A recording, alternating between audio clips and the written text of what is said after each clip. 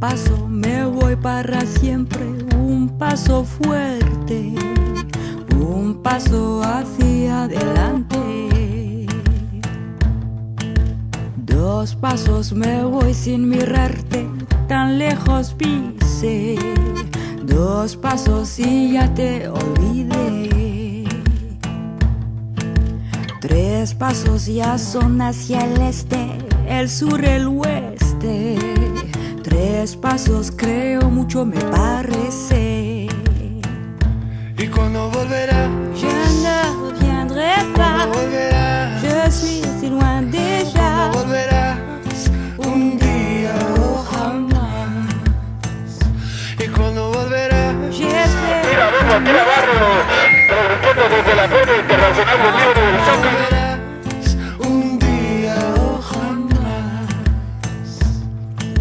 4 pasos. Hola, ¿qué tal? Buenas tardes, soy José Fons y tengo mi poema gratis. José, ¿qué palabra le puedes decir a un autor que apenas comienza?